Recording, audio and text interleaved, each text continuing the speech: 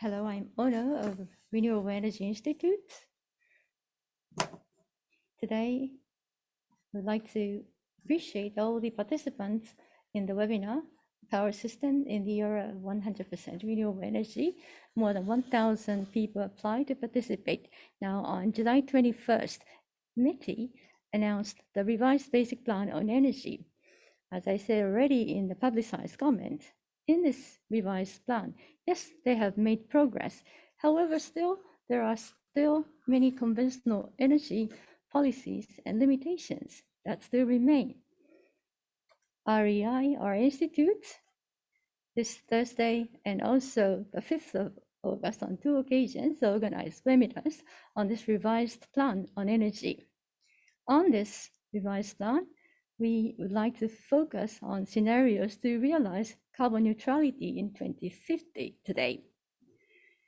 In the Green Growth Strategy, the MITI announced last year, in which 2050 energy scenarios are outlined, in which by 2050, it still assumes that renewable energy share will still be at 50 to 60%. To claim that this 50 or 60% of renewable energies is to be the limit, they asked Wright Research Institute of Innovative Technologies for the Earth to make some simulations on several scenarios. The result of the Wright simulation indicate that with a renewable energy ratio of 50 or 60%, electricity cost will double the current level. If, as we claim, the renewable share will be 100%, electricity cost will quadruple to reach at about 53.4% per kilowatt hour. And the various criticism and also observation were submitted not only from Renewable Energy Institute and also from other circles about their assumption as well as validity of calculation method of Wright. As a result, from the Green Growth Strategy amended in June, as well as the basic plan announced on July 21st, this proposal of 50 to 60% of alternative energy out of the power mix in 2050, this kind of proposal was removed. So we are also invited twice to the government subcommittee, and we explained that such an argument that the alternative energy 100% will drive power cost or the power supply will become insecure. This kind of argument is not substantiated, but the time we are given was only 10 minutes, so it was a limit to give a full explanation. In today's webinar, we would like to introduce the various practice in the world, including Europe, as to how decarbonized society is trying to be achieved using renewable energy. So we have invited two speakers today, but today's speech are made in English. First of all, let me explain the interpretation functions. At the right bottom, you can find the mark that looks like a globe. And then you can choose either English or Japanese. If you want to hear Japanese, please choose Japanese. If you want to hear English, please choose English. And also, as for a question, for a total of 1 hour presentation are expected with 30 minutes each from each guest, and the remaining 30 minutes will be allocated for Q&A. So during the presentation, you can use the Q&A box to post or submit your question. Due to time constraints, maybe we are not able to address all the questions, but we would like to pick up the major representative question. Now, we would like to go on to the first presentation. Dr. Thomas Cavalier. Those of you who are familiar with REI, I don't think we need to introduce him. He has been the chair of executive board from 2011, and also he is button for he is serving as a board members. So I'd like to hand over the floor to Dr. Thomas Karvenberger. Thank you very much, Ono-san. I will now try to get my screen seen by all of you. My part of this seminar is to describe how the cost of renewable electricity is decreasing and how that will make possible not only economically 100% renewable electricity system, but also how electricity will be able to substitute fossil fuels in other sectors. I will lay the ground then for Bo Nordmark, who will continue to describe how the electricity grid stability and other issues will be handled in this development. 5 years ago, a good friend of the Renewable Energy Institute, the then vice president of the French-Belgian utility company Engie, said in public that he expected by 2025, renewable electricity, in particular solar, would reach a cost of only 1 US cent per kilowatt hour. That's about 1 yen per kilowatt hour. And that renewable electricity would start out-competing oil to the extent that the oil price would also fall to about $10 per barrel. At the time, that was considered absolutely ridiculously ambitious. But if we now look at what has happened, we have seen electricity from renewable electricity and from solar bought in Portugal at about 1.3 cents per kilowatt hour, and recently in Saudi Arabia at very close to 1 cent per kilowatt hour. The reason why this development is ongoing is an old observation that solar and wind power plants are quite simple. They don't need boilers to burn fuel and boil water. They need, in the case of wind power plants, only a turbine and a generator. And in the case of solar, not even any macroscopic moving parts, making them easier to maintain and also easier to operate in general once they are built. And the material intensity has been continuously decreasing. So in this diagram, you can see how the development was going already in the 20th century. The more experience you gained, which is what you see on the horizontal axis, cumulative electricity production, the lower the cost has become for solar and wind. It's called experience curves because if you have linear scales on the axis, you get a curve, but if you have a logarithmic scale, as in this case, you get a straight line. And in this book published in the year 2000, a former colleague of mine, Professor Claes Otto Wene, suggested that if just a few countries continue to subsidize solar and wind while they were still more expensive than conventional thermal power, they would soon become competitive without any subsidies. And if we look at what has actually happened in the world, we can see that global wind power capacity has expanded very quickly. It was initially driven mainly by Germany, but in recent years, it is China that is building by far more wind power than any other country in the world. But you also see that other big countries like United States and India are coming as well. As a result, prices have fallen, and especially in the year since 2015, in the last 5-6 years, prices have come down dramatically. The first really notably cheap wind power in the world was achieved in Morocco when a procurement of new electricity resulted in wind power cost between $25 and $30 per megawatt hour. And we have seen the world record still in a contract signed by the International Renewable Energy Company, INEL, and the authorities in Mexico, where the cost was below $18 per megawatt hour for onshore wind. Offshore wind prices fell dramatically during 2016 as well.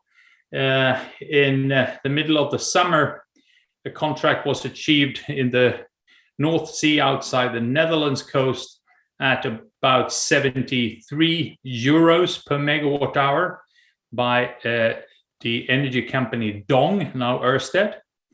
A couple of months later, Vattenfall won another procurement, now at only 60 euros per megawatt hour. And another 2 months later, a contract was signed between Vattenfall and the Danish procurer at below 50 euros per megawatt hour. So costs or prices fell by 10 euros per megawatt hour every second month in the end of 2016. If that had gone on linearly month by month, cost would have been zero by the summer of 2017. Of course, that could not happen, but instead what we saw during 2017 in Northern Europe was that electricity producing companies offered to build offshore wind power plants in the North Sea without any subsidies at all. If you got the right to use the sea and you got the infrastructure connecting the plants to the grid, they said, we will earn enough money in the electricity market out-competing existing fossil fuel power plants to pay for all the investments and operation of these wind power plants. So that happened in Germany, and later off the Dutch coast. And this contract that was then signed is now a project that has been, construction has started. It's now a 1.5 gigawatt offshore wind power plant. It's a very large offshore wind power plant, and it's built without any subsidies. And economically, this was an achievement that was very difficult to predict 5 years ago, that it would be possible to build so cheap offshore wind power at this scale that you could outcompete existing power plants onshore. Solar electricity development has also shown a dramatic increase in the last 10 years. And as a result, well, first of all, again, it was initially driven by Germany, but lately China is the dominating country, both industrially in developing the production technologies, but also in deploying solar PV cells for electricity generation. Here, Japan is still in the top of the league. It is only the United States and China that has more installed solar capacity now than Japan. But as you can see, China is way ahead, and the US has been building more in the last year than Japan. The cost decrease also was dramatic since 2016, when the first contract was signed in Peru below 5 cents per kilowatt hour, roughly 5 yen per kilowatt hour. That was considered tremendously low. A few months later, you had a contract below 3 cents per kilowatt hour in Dubai. It fell to 2.5 in Abu Dhabi. In Mexico, you got it below 2 cents per kilowatt hour, or $20 per megawatt hour. In Brazil, even a little lower. Portugal, 1.4, 1.5 cent per kilowatt hour in Qatar, fell down in the Emirates, Portugal, as mentioned earlier, and now Saudi Arabia, with this contract at just 1 cent per kilowatt hour, is the lowest that we've seen in the world. So 1 yen per kilowatt hour for solar in the most solar-rich countries in the world. But it's important for Japan in particular that the solar resource in Japan is not that much lower than in Saudi Arabia. In Northern Europe, we have less than half the solar irradiation than Saudi Arabia has. So we expect, and we can see that we have gotten twice the cost per kilowatt hour. But twice the cost per kilowatt hour is still cheap enough to be competitive in Northern Europe with existing thermal power plants. So recently, Since 2019, we've seen several large PV projects that are unsubsidized in Britain, in Denmark, and now some projects even in Sweden.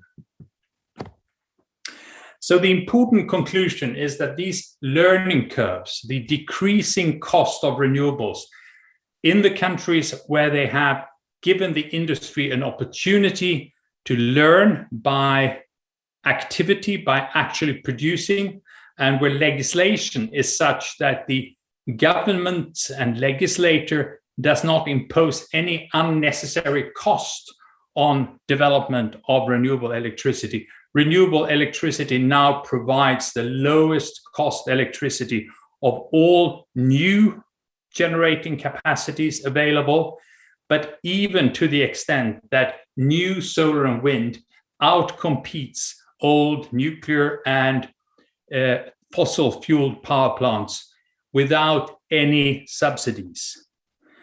So this is very important for the future because these costs will continue to decrease. So countries that efficiently deploy renewable electricity technologies will get the lowest price on electricity, which will be immensely important for industrial competitiveness as well as for the well-being of households that will be able to get electricity at low cost. But that's just the beginning. We are not only talking about 100% renewable electricity, we are talking about substituting fossil fuels in other sectors as well. And in order to understand the opportunities of substituting fossil fuels with renewable electricity, we need to be able to compare the price of energy in the form of crude oil and the price of energy in terms of renewable electricity. And this comparison is made difficult by the fact that the world market price on oil is usually given in dollars per barrel of oil, while electricity costs are given in US dollars per megawatt hour. So you need to be able to transform dollars per barrel of oil into dollars per megawatt hour. And that is what I'm doing in this diagram. And then if you look at the current world market price of oil of about $70 per barrel, you see that that is the equivalent of about $45 per megawatt hour. And that is the energy content of the oil. At the same time, you remember that the best renewable solar and wind contracts was between $10 and $20 per megawatt hour. We can see that new renewable electricity total cost in the best parts of the world is now less than half the cost of oil. And that means that you can start using renewable electricity to substitute oil. A few decades ago, you used oil to produce electricity. Now electricity can substitute oil in other sectors. And that is particularly obvious in the transport sector, where the sales of electric vehicles has increased significantly in recent years. In 2015, the global fleet passed 1 million vehicles, and 2020 it passed 10 million vehicles. In Norway, which is a country that already has close to 100% renewable electricity because they have a lot of hydropower and are now building wind at low cost, the share of plug-in cars sold during June this year was almost 85%. It was 84.9% in June this year. But it's not only cars, we also see buses. China has in Shenzhen 100% electric bus fleet. We see it in ferries, where this early Norwegian example of a small car ferry operated on battery electricity. We have larger ferries between Sweden and Denmark, but also aviation. Airbus put an E-fan trainer aircraft into production a few years ago, and a startup company producing a commuter airplane with 19 seats have now got a significant order from United Airlines in the US. So expectations are strong that battery electricity in the transport sector will substitute oil in the coming years. Interacting with this development is the decreased cost of batteries. Scaling up the production of batteries lowers cost, and the lower the costs get, the more attractive and competitive batteries get, and thereby the deployment increases even further, increasing the industrial experience and bringing down the cost.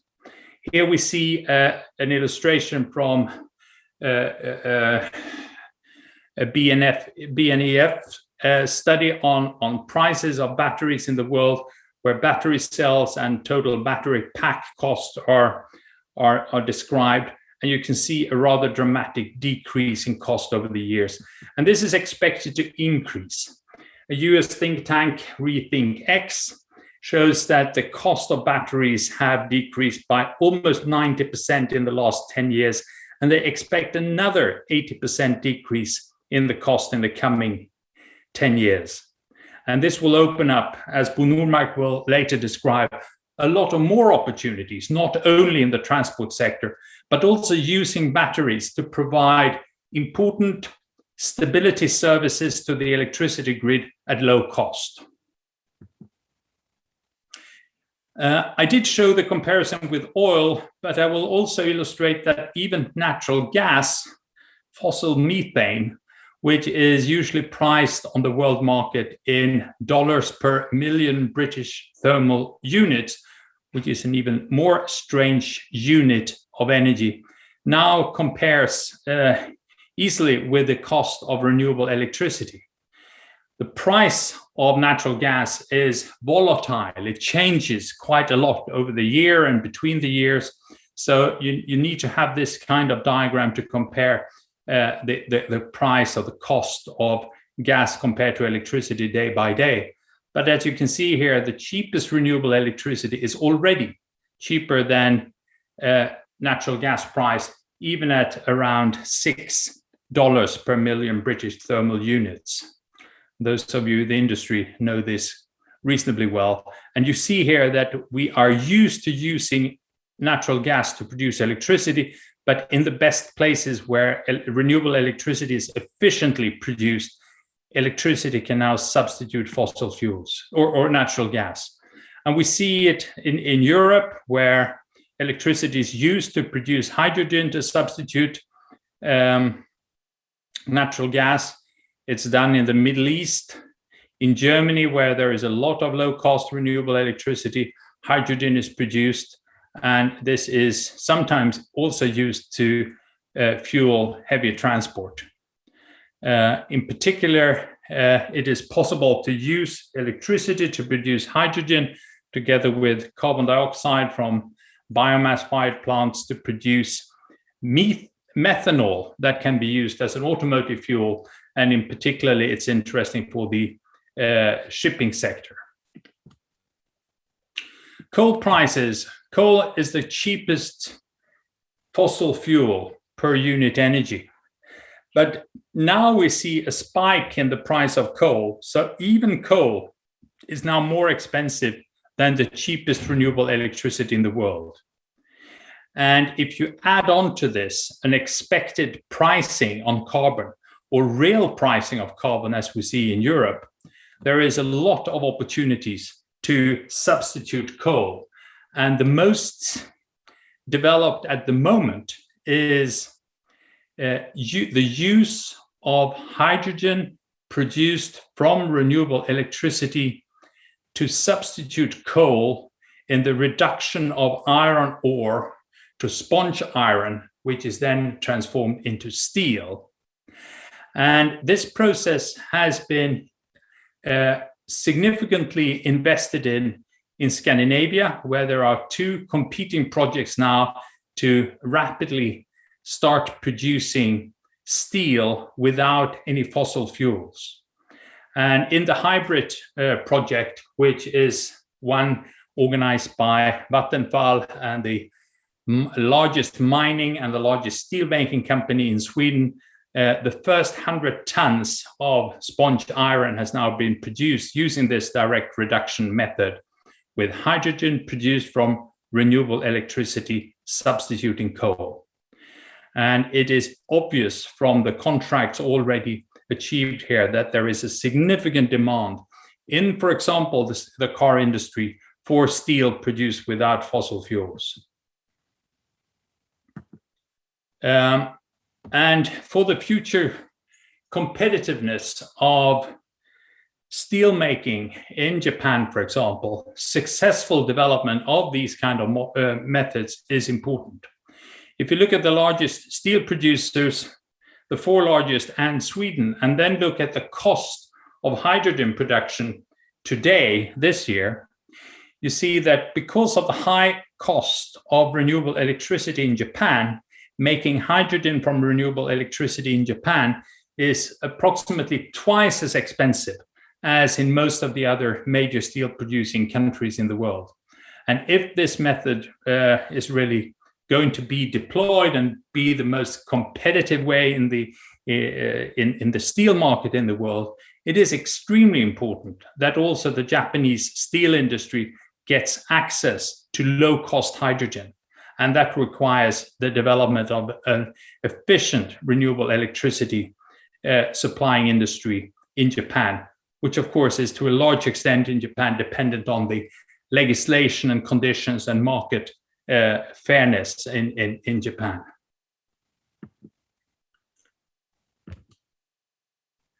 So renewable energy will not only produce the lowest cost electricity, but also the lowest cost energy.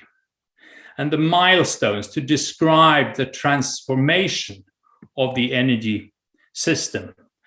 If we look at the 19th century, fossil fuels were used to produce electricity.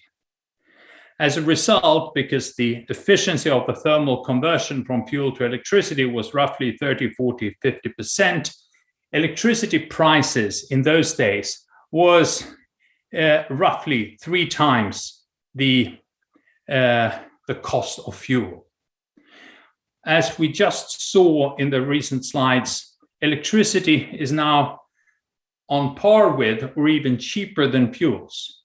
And when electricity becomes approximately as expensive as fuels, electricity can start substituting fossil fuels in other sectors.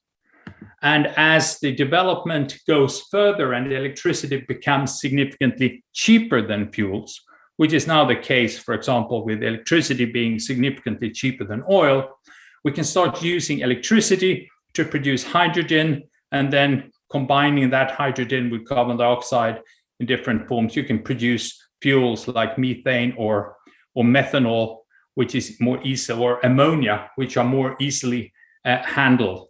So when electricity is much cheaper than fuels, you can use electricity to produce fuels. The reason why this is an opportunity now is that market growth has resulted in learning curves decreasing the cost of renewable electricity.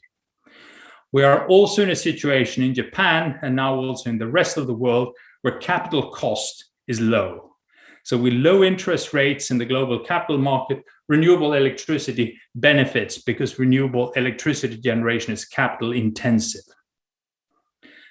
And thirdly, and importantly, and as Bo Nordmark will describe further, power balancing in the electricity system is made significantly easier by the development of batteries, as well as these plants using electricity to produce fuels. Because just as in the old system, you used a lot of fuels to produce electricity when electricity was expensive, we can, with these fuel producing plants, operate in the opposite way, so that when electricity is expensive, you stop producing fuels, thereby contributing to balancing the electricity system. And this is something that is now being developed in Europe and in many other parts of the world. The development can be illustrated by the development in electricity generation globally in last year, when during the pandemic economic downturn, you saw a decrease in electricity consumption in total in many parts of the world, while that resulted in decreased production of electricity from fossil fuels, and in many parts of the world also decrease in the production of electricity from nuclear. We still saw a significant increase in renewable electricity production. All existing plants operated fully for renewable electricity generation, and the expansion, the investments in new renewable electricity continued. As you can see here, the exception was China, where the pandemic consequences were only present in the first few months of last year, and the economy continued to grow. So in China, unlike the other parts of the world, fossil fuel-based electricity generation did increase. But note that renewable electricity generation increased much more.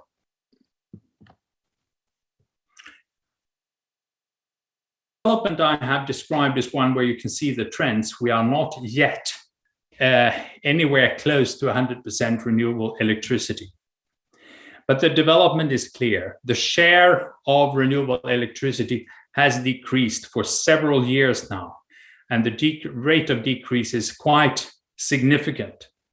But one should also know that the electricity system in the world is large, and even though you see this decrease as dramatic with the scale on the left being from 60 to 70%, if you look at it from 0 to 100, it's still quite a long way to go to get 100% renewable electricity in the world.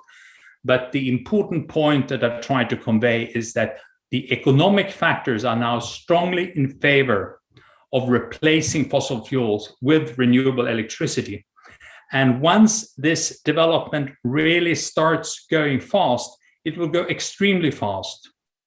And those who own assets, power plants, fossil fuel reserves, will see the value of these assets disappearing very quickly, as the competition from renewable electricity will make it extremely difficult to make a profit from operating fossil fuel systems.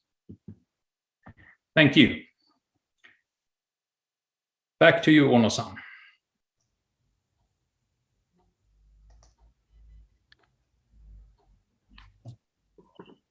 Thank you very much, Dr. Koberger. Solar energy cost is now declining, and PV cost is also coming down to close to 1 yen per kilowatt hour. Renewable energy may become the mainstream in the power system. It's not just that. In other sectors, renewable energy derived energies can be utilized to a larger extent. Now we would like to go to the second presentation. We have Dr. Bo Normark.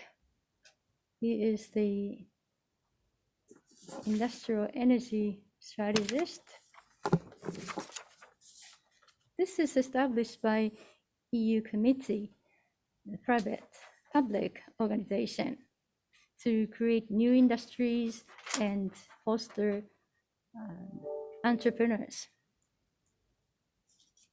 Before he joined Energy, he was working for ABB for about 35 years. He's been involved with power system over 35 years. He has been the leader in this sector globally. So I'd like to invite Mr. Bo Normark to start his presentation. Thank you very much, Ono-san. So I will describe, building on Thomas' presentation, I will give you some hands-on examples of what is done in Europe and other parts of the world. So let me take you back to 1994. The R&D manager of ABB at that time was asked to give a projection of the future energy system in Europe.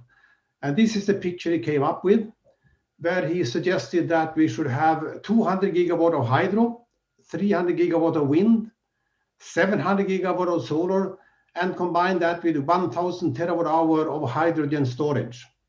So the entire system would be built on hydro, wind, solar, interconnections, and storage. And bear in mind, this was at the time when solar power cost about 50 times what the price today, wind 10 times, and also storage about 10 times. So what has happened now? Where are we in Europe compared to the vision? Where are we today, 2020, and where will we be in 2025?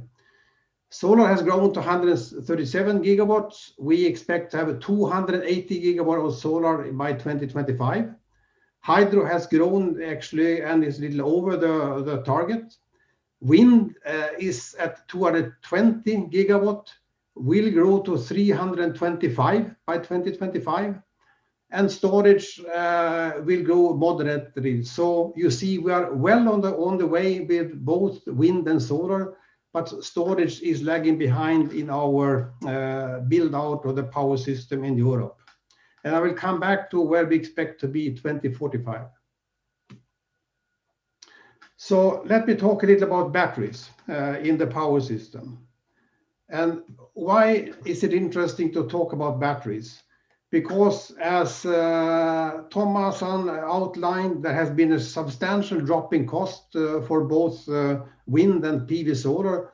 But in fact, the cost of batteries have been falling faster than anything else in the power system. This graph stops at $150 per megawatt hour. Is actually today, as we speak in the late 2021, we are down at $100 per kilowatt hour. So that is the reason why batteries are increasingly interesting for the power as a component in the power system. Why are batteries so important? The reason is that they can provide so many different services. This is an illustration that you see that the batteries can provide services for the R2. They can provide for utilities, and as well for end users of electricity. And to have one example is for utilities, you can actually defer or transmission investments. And I will come back to that. For household, you can have a demand charge reduction because you can reduce the peak power you take from the grid. So the interesting thing is that when you introduce these batteries, you can introduce in many parts of the system, up in the high voltage grid or down to the household level. And you can also then give all these kind of services. But batteries is not the only technology that we have available for storage. We have other technologies, and there has been, I can say, if you look at the current development, there are a few storage technologies that are leading. One is, of course, the batteries, because batteries has, given the cost reduction, taken a much bigger chunk of the cake. And this scale shows the amount of power you deliver, but also the duration. And you can see that batteries are good from seconds up to hours, several hours. Whereas if you want to store for longer times, the best storage alternative there is actually hydrogen, or as Thomas outlined, some kind of electrofuel like ammonia. Pump storage is a traditional one, and also supercapacitors in some applications. The other storage technologies are still interesting, but the storage field is dominated by batteries, hydrogen and supercapacitors. So why is it, again, if I come back to battery and compare the technologies, the gray line is cost of pump storage in relation to how many hours of storage you have. And you can see that with present prices, the battery storage are competitive up to 5-6 hours of storage. Then pump storage is cheaper. But already 2024, batteries can be competitive up to 12 hours. And if you remember the graph from Thomas, is that in 2030, batteries will be competitive actually up to 24 to 48 hour storage, be the cheapest technology. And on the top, you see the cost for hydrogen storage that is at this level today, but their technology development will also reduce the cost. So how can we use batteries in the power system? One is to reduce peak power.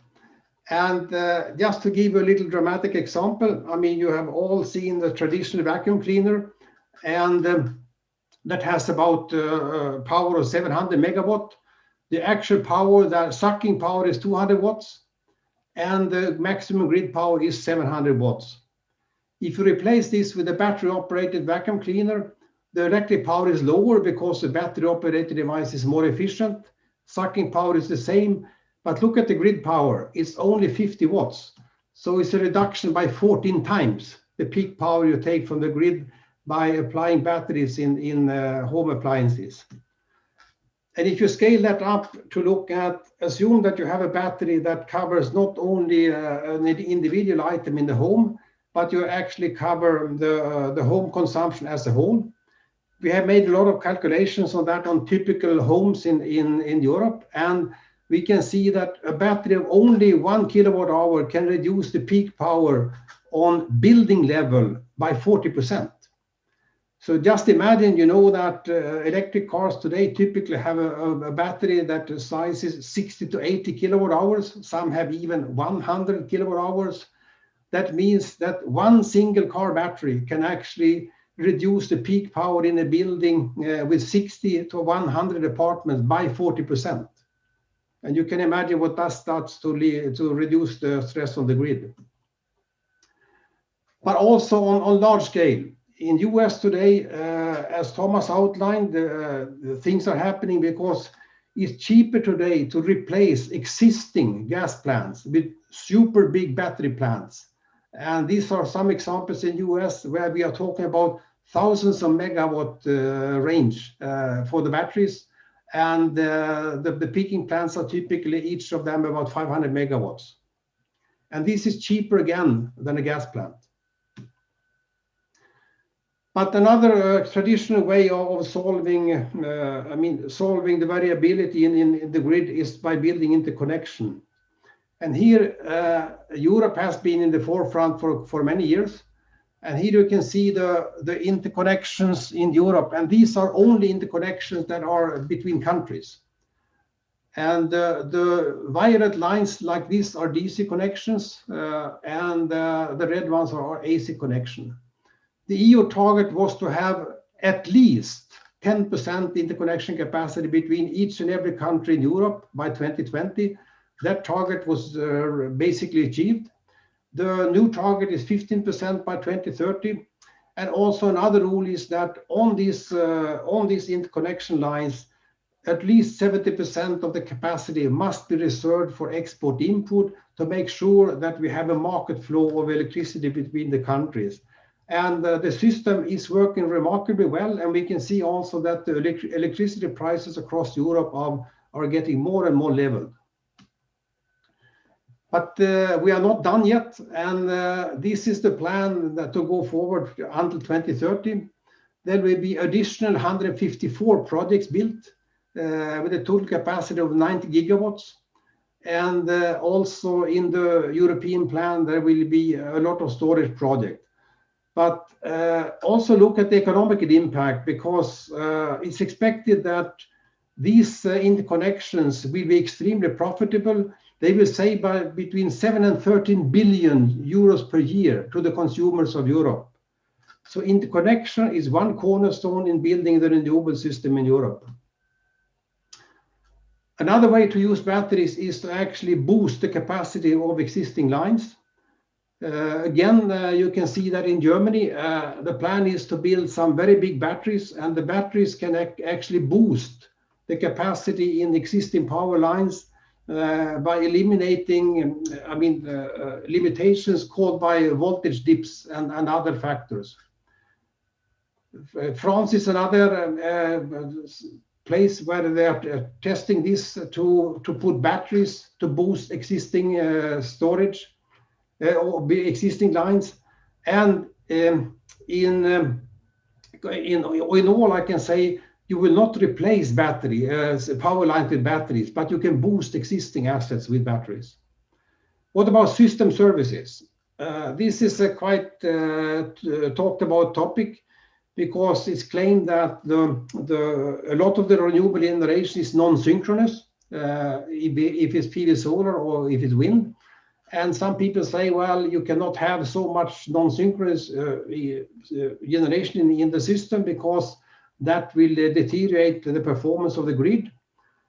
So it's interesting to look at some countries like Ireland and also UK, where they have a very, very high share already, 2020, 37% of non-synchronous generation, much higher than continental Europe and what we have up in Scandinavia.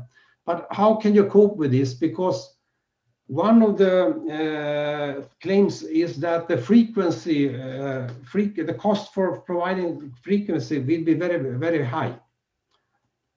What has happened in reality is that, yes, this is the cost per megawatt hour actually to provide fast frequency response. And this cost has actually, at the same time, renewable has been introduced, batteries have been introduced in the system, and the cost has actually been falling. It has been falling so much, so it's almost close to zero today. So instead of having raising cost for keeping the frequency, the costs have been reduced. The same thing is that some of you may have been heard about, we talk about inertia. We need inertia in the system, and that is the reason to keep conventional generation running. What has been proven actually in UK is that if replacing these spinning reserve generators with batteries, you can do the same job with much less energy, because the batteries are much faster. So this is called to go from analog to digital inertia.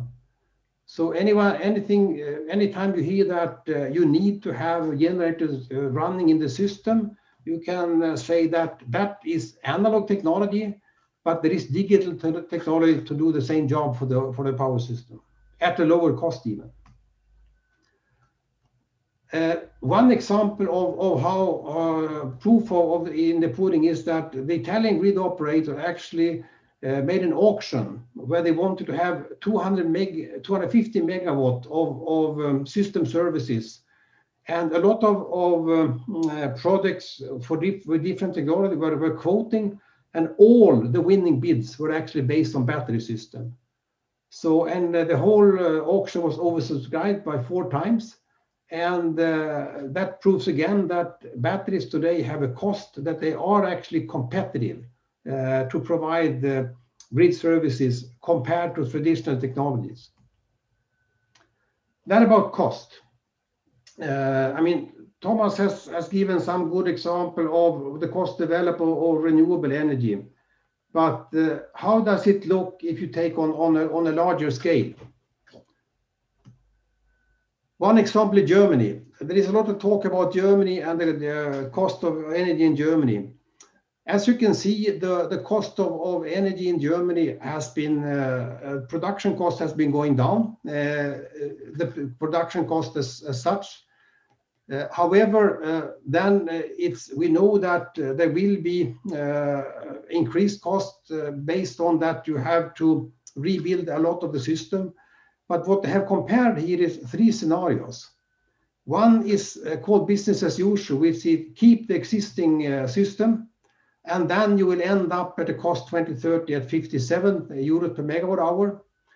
If you then phase out the coal faster than planned, you will get an additional cost.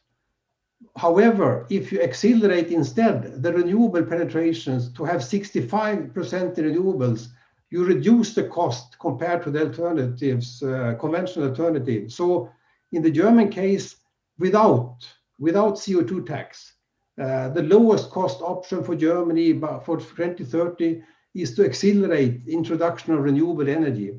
And this also includes actually the system cost that you have. Same exercise has been done in Australia. They have a similar, they have looked at 2040, and they have 3 scenarios: keep coal, keep what we have, 70% renewables or 90% renewables. What you can see is in the renewable scenarios that we will have, in addition to the production cost, additional cost for storage and interconnection. But the end result is that the total cost of energy in all three cases is almost the same. So the 90% renewable actually, despite the additional cost for system integration, we have a cost that is equivalent. And this is before carbon tax.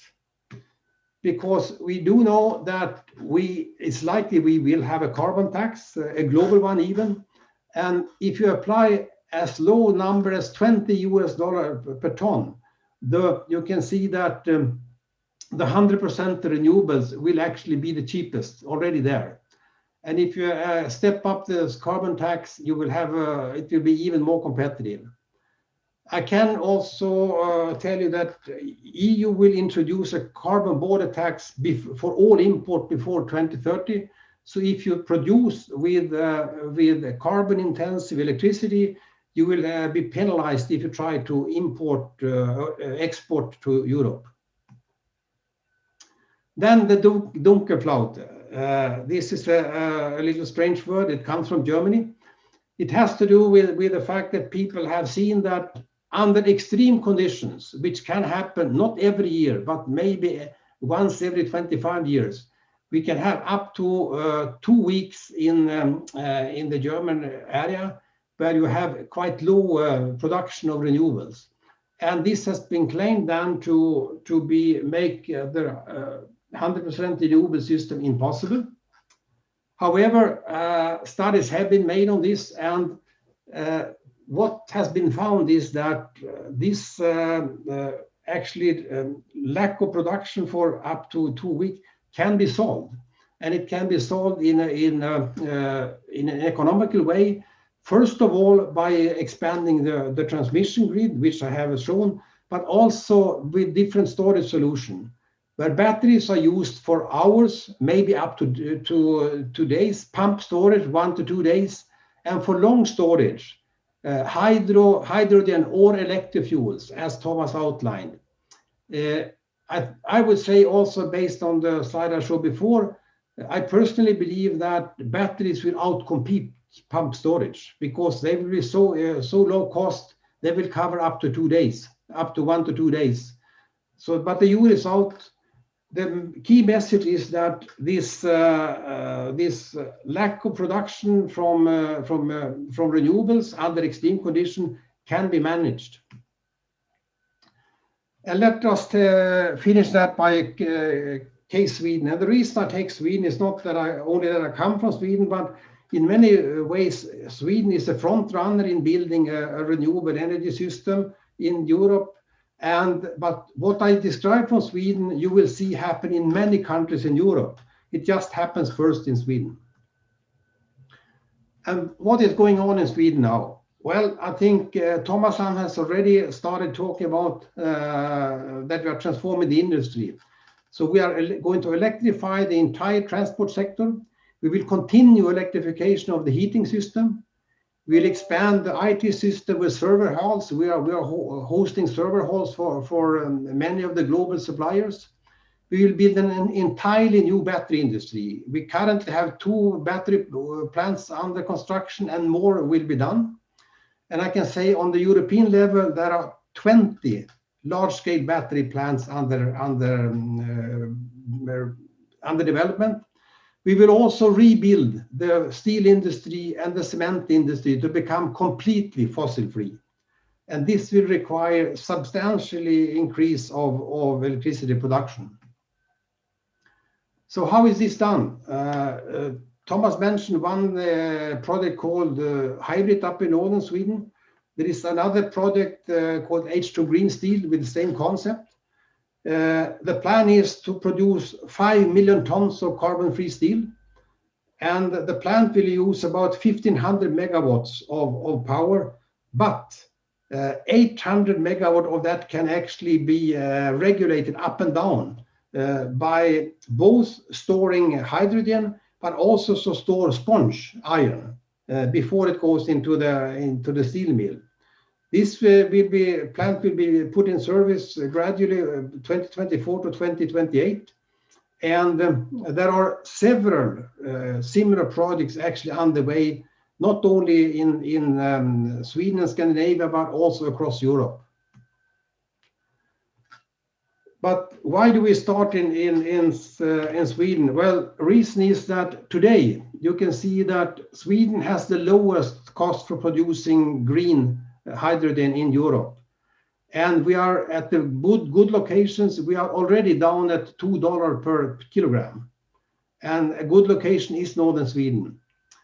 You can see that in 2030, a lot of countries will be below the $2 per kilogram level. And in Sweden, we'll be almost down to 1. And as Thomas outlined, on the best locations already today, it's competitive to produce steel with green energy, but it will be on many other places. And especially by 2030, you will see this across the globe on many locations.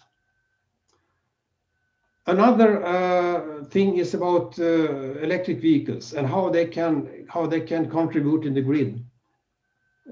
Thomas mentioned Norway, they are the front runners. Sweden is actually the second country in the world in deployment of electric vehicles.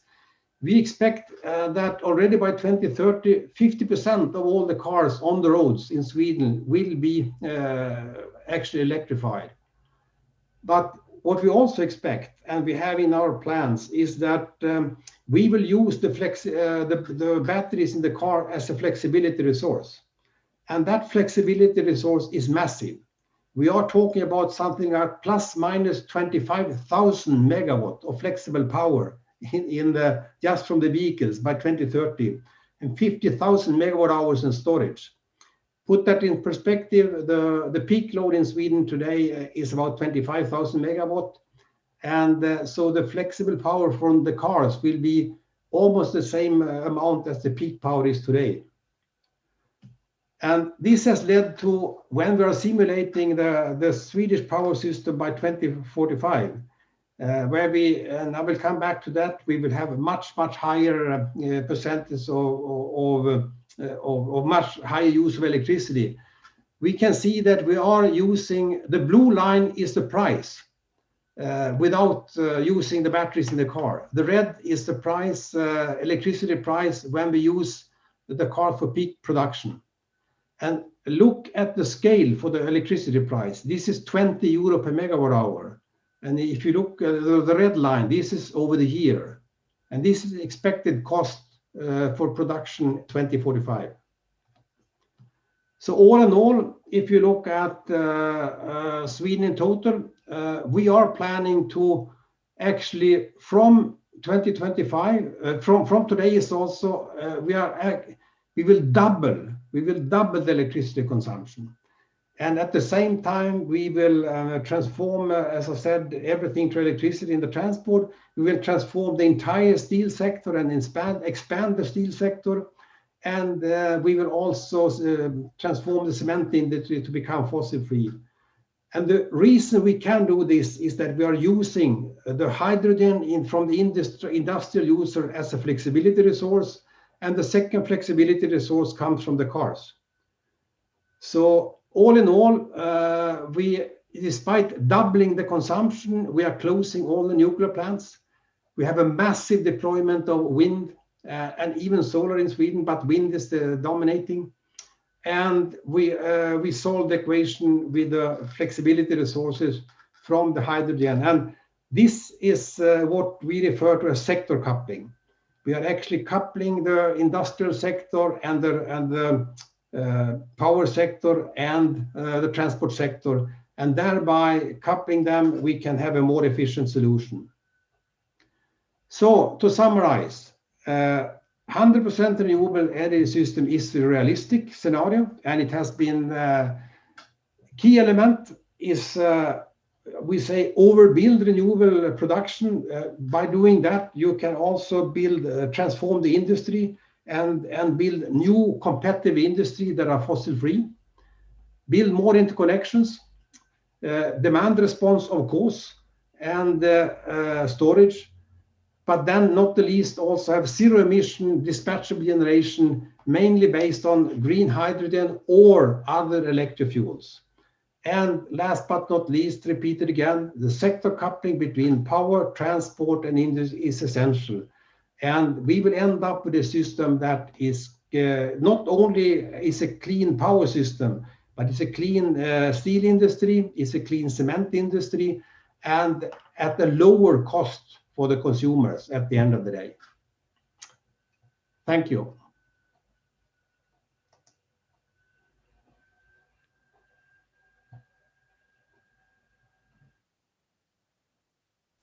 Bo-san, thank you very much. So with the alternative energy, there is a concern about the instability, and also inertia might be lost, and also the without the wind and the without the sunlight, and how should we address those periods? These kind of discussions are going on, and I think the various studies and research have been already made, and the various options and the solutions are available.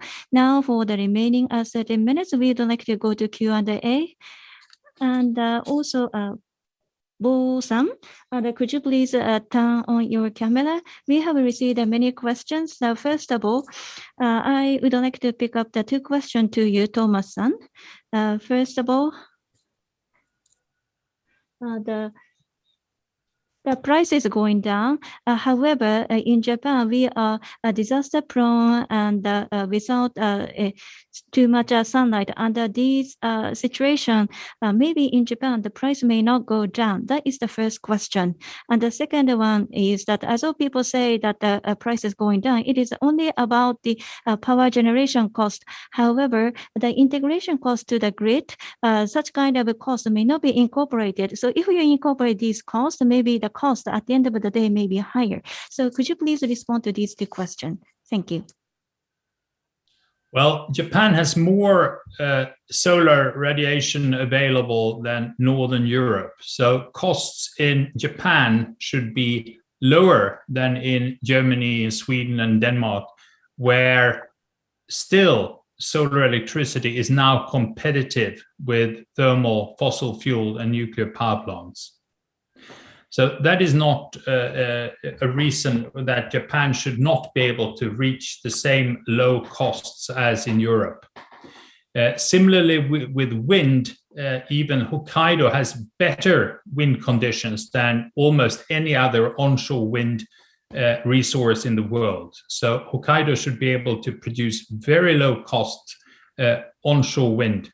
And the coastal areas are also very good for wind power generation in Japan. So the resources do exist. I believe I also heard the point about natural disasters and things like that. And my impression is that with renewable electricity generators, they are at least as able to withstand extreme weather conditions and earthquakes as any thermal power plant. There are no catastrophic consequences if these power plants are destroyed by natural disasters, as is the case with in particular nuclear, but also some thermal power plants. And even more important, with local solar and wind power plants, you are able to operate electricity generation even if the large grid is damaged by natural disasters. So that should be an advantage. Regarding integration costs, I think that Bo and I together have shown that these are not any significant costs at all. The European experience is that integration is easy. With the market design in Europe, the balancing is included in the competition in the electricity market. So the value of solar and wind does take into account that when it's very windy, electricity costs become lower because of large supply. That is something that the owners of the wind power plants have to be able to manage, because their income will decrease when there is a lot of wind and prices go down. But that is not a significant difficulty for the wind power developers. And as Bo described in detail, when it comes to things like inertia, frequency control, all these matters that are technically a bit complicated and therefore used by the electric power companies as arguments that few people understand. If you do understand them, as Bo and colleagues in Europe do, you see that the modern power electronic solutions with batteries can provide all the services of old thermal power plants at lower cost, not higher cost, but lower cost. So integration of a large share of renewable electricity is not difficult, it is not expensive, and it is proven in other parts of the world that this can be done cheaply. So the arguments used by power companies in Japan and in some other countries in the world, I think has been shown to be wrong by those who have actually tried and succeeded in managing them. Maybe Bo wants to add something. I could add, because I think one very interesting example is in Australia, because I mean Australia is an island, but a big island. And if you remember the comparison there between a keep coal alternative and a 90% renewable energy scenario, then the integration cost was rather limited, and the total cost was roughly the same. And I would say in the 90% scenario, I would add the last 10% could be actually be taken care of by electrofuels, as Thomas suggested. But the thing is that the cost is not higher, even if you add the system. I have looked at many different scenarios in many countries and usually I would say the total cost for system services, grid, and everything put together is normally, I would say, will not exceed like 20% of the total electricity cost, even in a renewable system.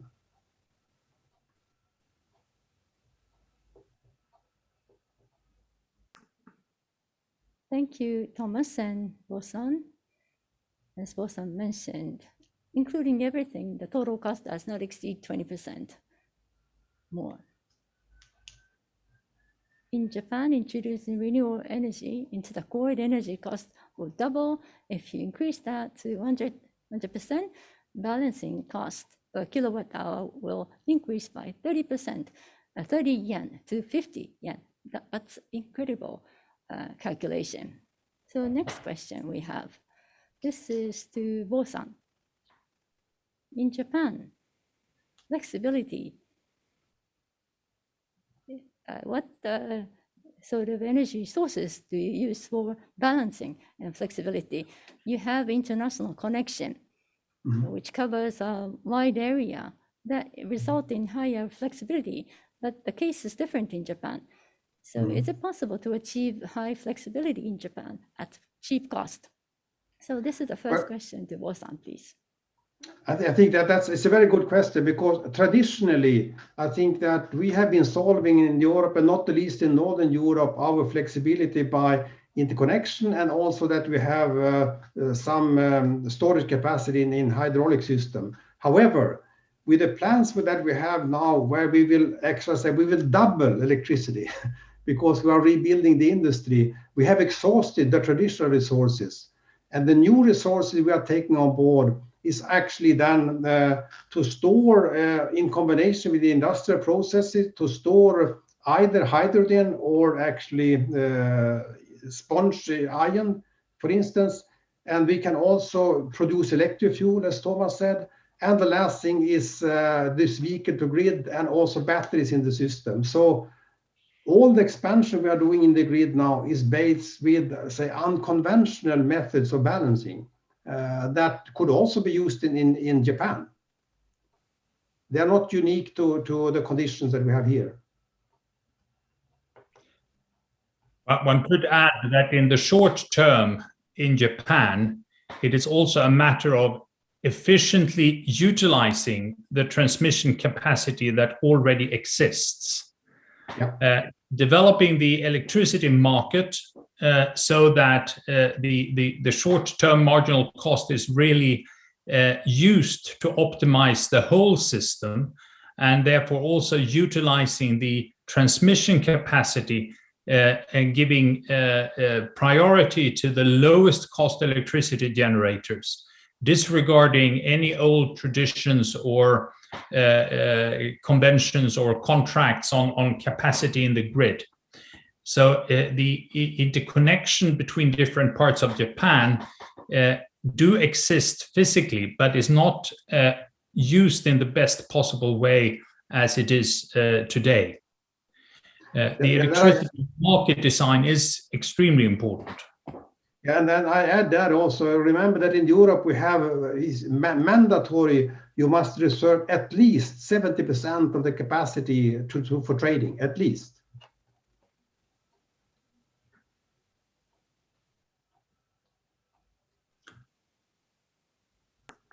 Thank you very much. So there are additional 2 questions.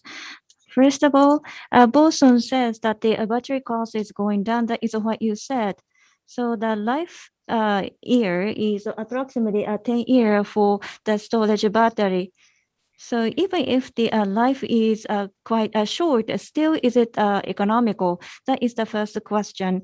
The second one is that you talked about the German examples, but in Germany, Germany must be reliant on France, where France is utilizing heavily the nuclear power. So if the Germans' alternative energy plan is heavily relying on the France, which is heavily utilizing the nuclear power plant, maybe this is not realistic. So the first question is Bosan, and the second part is Thomas-san. Let's see, my question was, can you repeat that short again? Can you repeat the question to me very brief, not shorter, in a shorter form? I had some problems to hear that. Yes. So, life year for the storage battery is 10 years. So after 10 years, storage battery should be replaced. No, I understand. Okay, but that's another myth that we have to deal with, because I mean, not least Japan has scientists has given us extremely good batteries. So the good news is, if you look at the batteries that are in the cars, that they outlast the cars. That's the experience we have. And the news is even better, because if you use batteries in the power system, where you have discharge rates are usually charge and discharge rates are lower than in the automotive use. They last even longer. So the expectation is that batteries will last I mean, much longer than people expected just a couple of years ago. So in grid application, we are talking about 20 years of service. So that's a lot of things has happened. We know better how to use the batteries to make them last longer. The batteries have become much better. So there is a myth that batteries will not last. Don't confuse this with cheap batteries that you can buy in some stuff that you buy for a low price. Regarding the relationship between Germany and France, it is definitely more complicated than saying that Germany relies on France. France has had significant problems with their nuclear reactors lately, and have, as a result, been importing electricity from Germany. And the combination in Germany of solar and wind has resulted in daytime prices in Germany being as low as in the middle of the night, and often Germany has sold electricity expensive at high price to France during the day, and imported at low price during the night, because it was cheaper to import than to use other power plants in Germany. And the wind power delivering a lot in the winter has also made Germany able to export electricity in the winter and import at lower price periods. So it's not correct to say that Germany is depending on France. It may even be said to be the other way around when France has had difficulties with their nuclear plants. In general, I think there is an argument presented by power companies pretending that nuclear is particularly stable and provides services that other power plants do not provide. But to the grid operator, a nuclear reactor suddenly shutting down for one or other technical reason is a bigger problem than the variability of solar and wind. And the annual generation from wind and solar is more easily predicted than from nuclear, as the technical problems with the French nuclear reactors in the last few years has clearly shown that the nuclear generation has not been predictable nor stable. So Germany, which now has a variation, a broad set of different electricity generating technologies complementing each other, has a more stable and predictable power generation than countries like France that are so dependent on nuclear reactors that sometimes face technical difficulties that many of them face at the same time.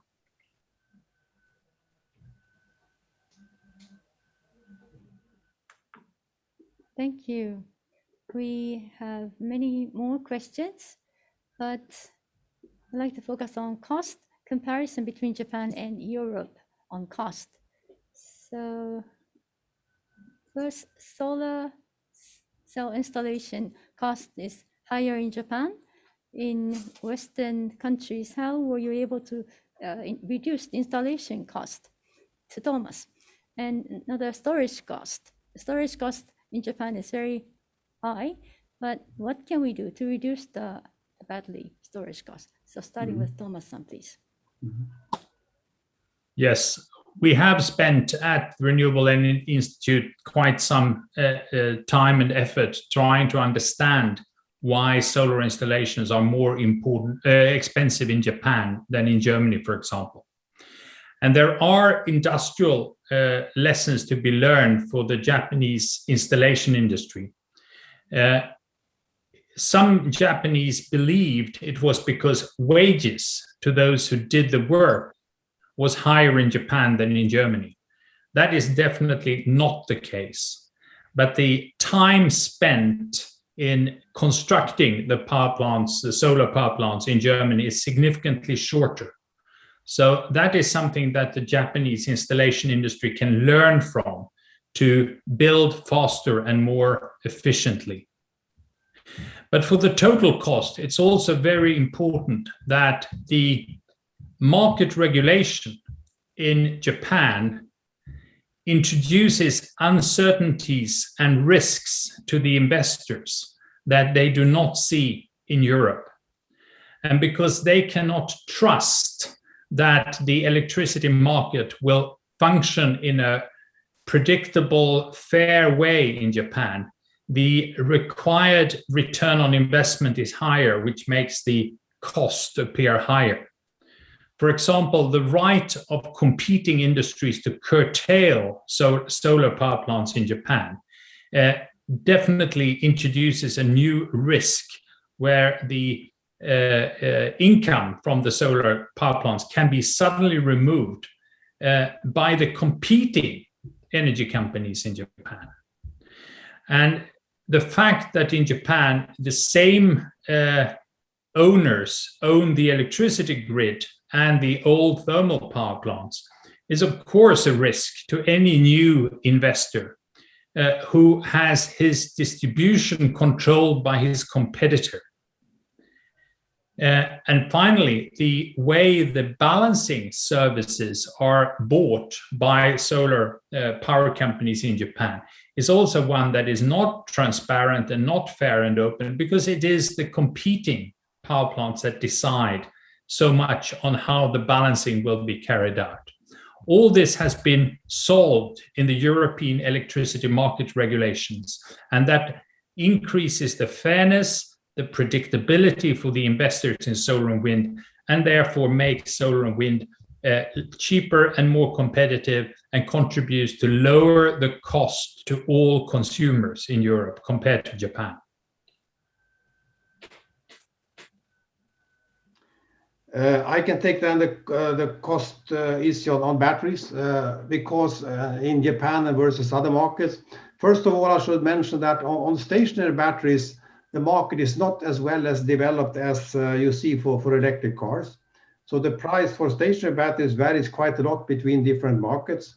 The price per kilowatt hour for a stationary battery is still also much higher than the price you pay for the battery in a car. It's even in some situation, it's the cheapest way to buy a battery is to buy a car and you not use the car, just the battery. So I do expect, however, that with the new technology with vehicle to grid, where you can actually feed in and also feed out power from the cars, that technology is coming commercially in the market in the next 2 years and will be, I even believe it will become mandatory. And then take a look, because an electric car, to my understanding, is not significantly more expensive in Japan than in any other market, if you exclude taxes at least. So, and that is a big battery. So I think this will solve itself, that the cost of a battery in Japan will actually become much closer to what you see outside Japan. And that will be driven by the development of the automotive market, because again, you have a quite nice battery there.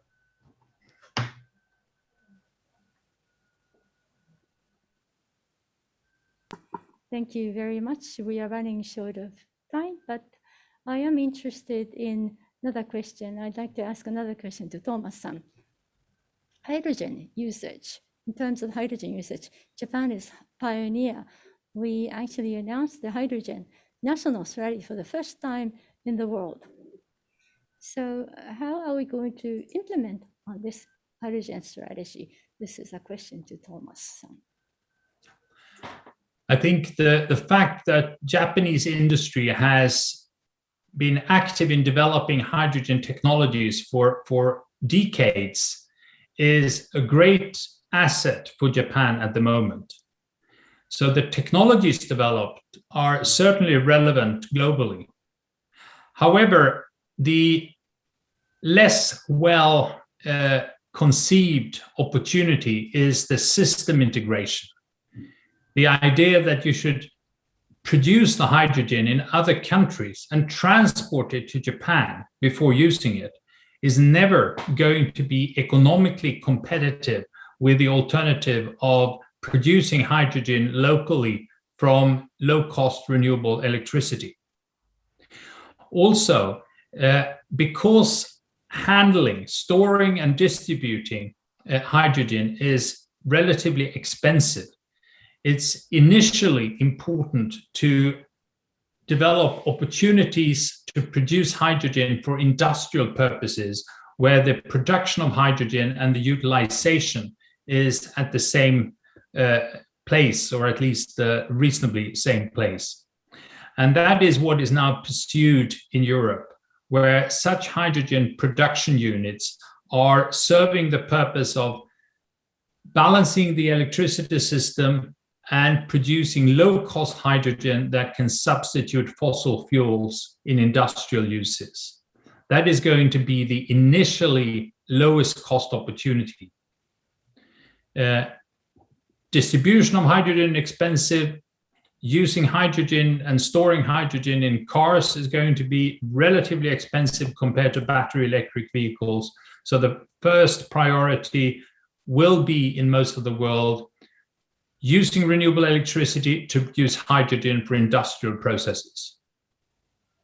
If I may add again, because to really rub it in this with the coupling, that the electric cars, they are driving down the cost for the batteries, that it can benefit in the power. The industry actually is driving down the cost of hydrogen, that we later can benefit in the transport sector. So as Thomas said, we have to see where the scale comes first, because the scale will drive down the cost.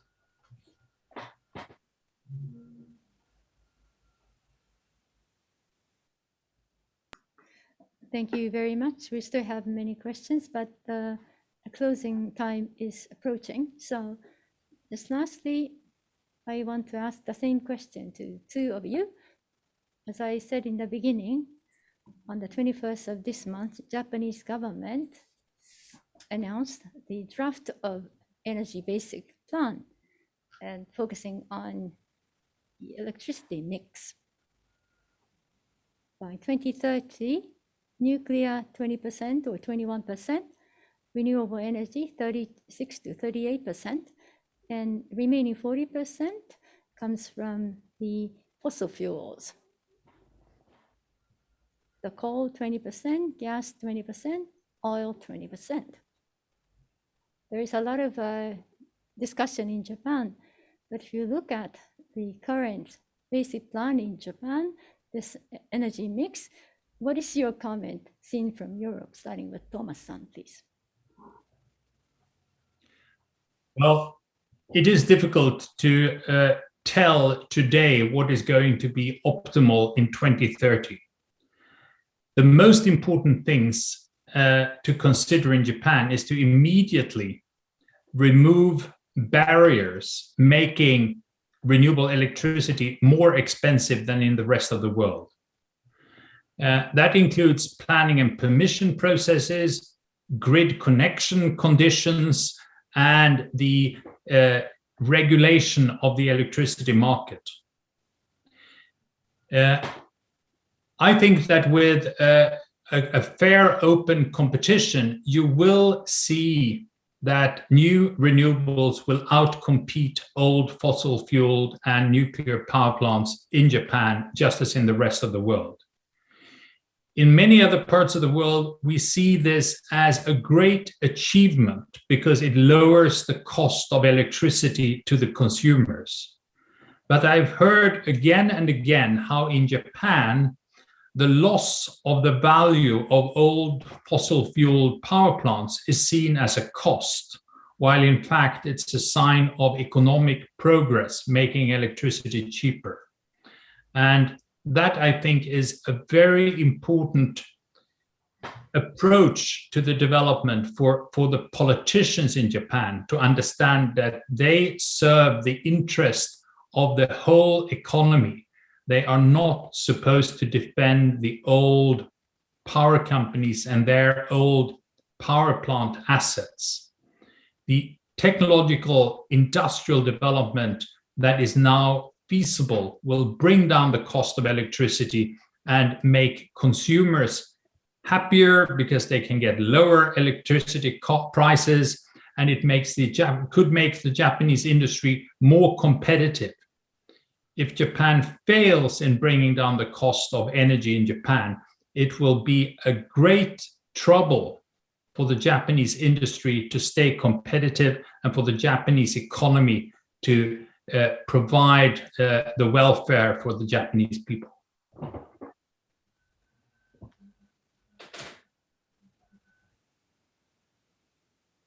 No, I just underline what I've preached already, that look at this not only as a transformation of the power sector, but as a transformation of the Japanese economy, including building a new industry.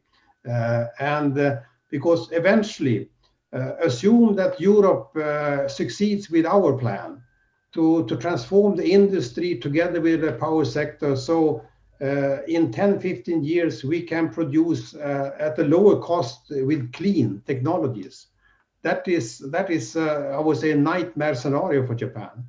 And you have to act now because it's already, I see signs that Japanese is falling behind in building what I call the new industries.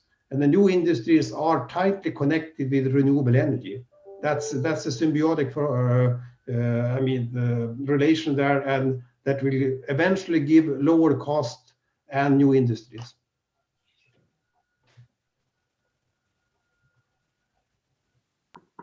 Thank you so much. So we were able to listen to the two gentlemen this day.